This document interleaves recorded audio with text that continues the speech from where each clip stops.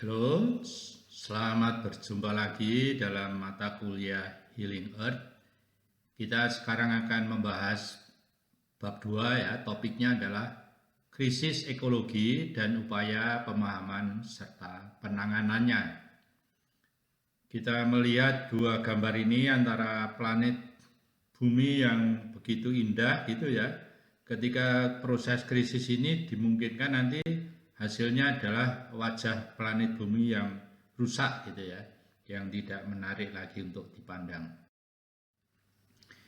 3 capaian pembelajaran mahasiswa yang diharapkan dari topik ini adalah mampu menggambarkan ya, munculnya krisis ekologi planet bumi itu sebagai proses evolusi yang mengalami goncangan akibat lonjakan pemanasan global pada periode 2 abad terakhir.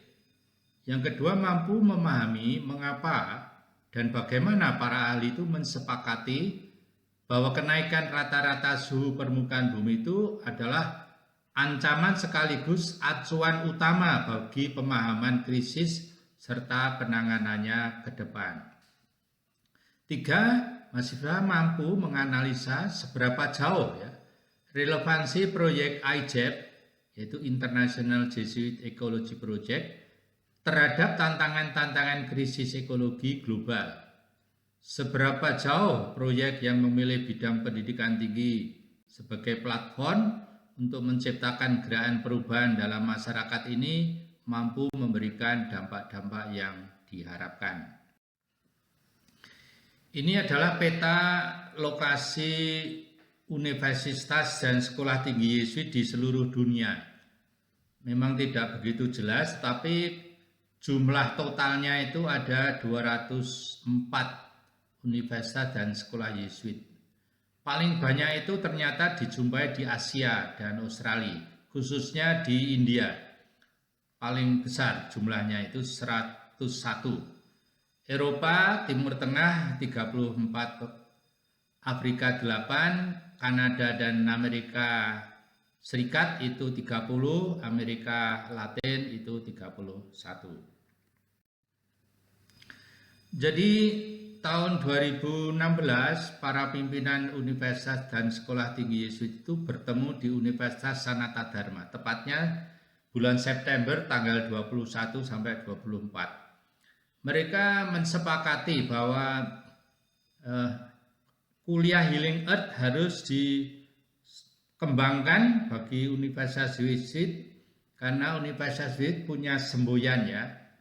Kalau Sanata Dharma 3C, yaitu Competence, Conscience, Compassion, maka ditambah 1C lagi sehingga menjadi 4C, yaitu Competence, Conscience, Compassion, dan Collaboration.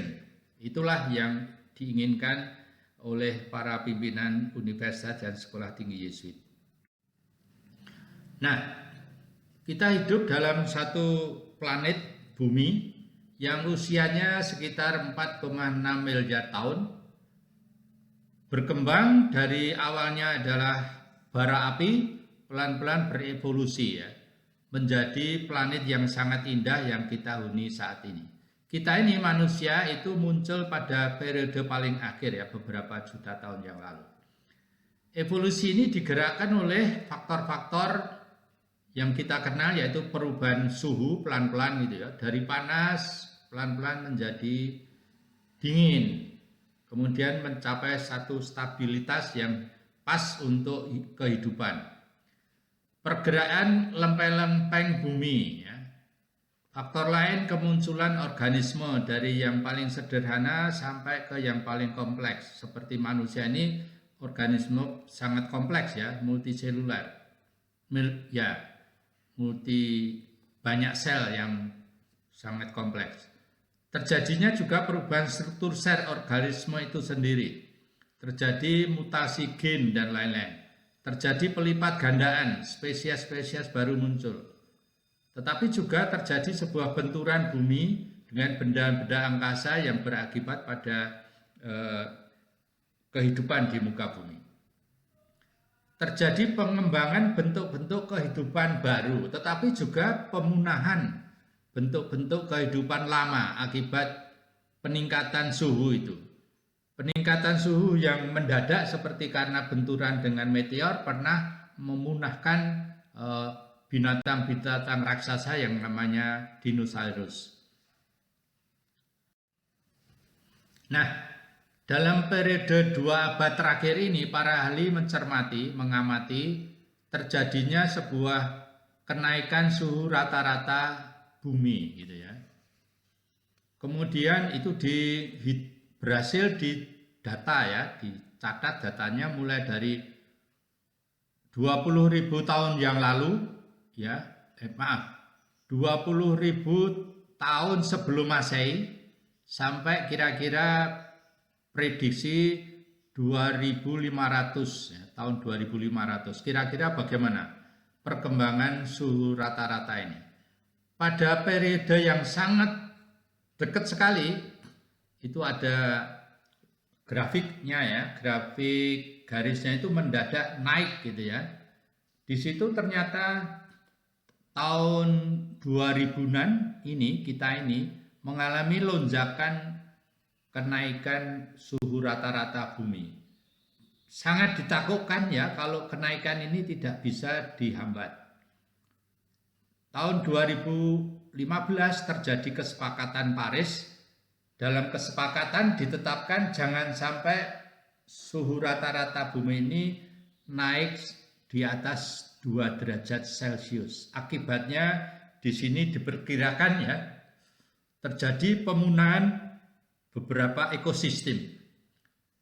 Paling awal sekarang sudah mulai itu pemunahan coral reef itu ya. Coral reef itu adalah terumbu karang di Australia sebelah barat, pantai barat Australia. Pantai timur, pantai timur Australia itu sudah mulai itu terjadi pemunahan. Nanti pelan-pelan diikuti dengan Alpine Glacier, kemudian apalagi Arctic Summer Sea Ice, kemudian Greenland. Itu kalau dibiarkan suhu naik terus gitu ya. Jadi pada temperatur itu disebutkan ya bisa kita harus bertahan, tidak boleh sampai melebihi kenaikan 2 derajat Celcius. Karena banyak ekosistem yang akan mengalami punah termasuk yang namanya isolasi selatan El Nino. Ini adalah sistem sistem atmosfer yang menentukan terbentuknya iklim di Indonesia, yaitu iklim kemarau dan iklim hujan ya. Kalau ini hilang, maka kemungkinan yang ada di Indonesia ya iklim kemarau terus gitu ya. Nah, ini tentu di situ masih seandainya kenaikan suhu rata-rata bumi 6 derajat Celcius itu memang terjadi itu. Nah, grafik ini adalah perbandingan ya antara yang namanya grafik distribusi suhu ya di muka bumi ini. Ada yang suhu dingin sampai suhu yang ekstrim panas gitu ya. Suhu paling dingin tentu di kutub, suhu ekstrim panas itu biasanya di gurun gitu ya. Nah, perbandingan antara tahun ini ya, grafik tahun 1951 dan sampai 1980 itu warna hijau.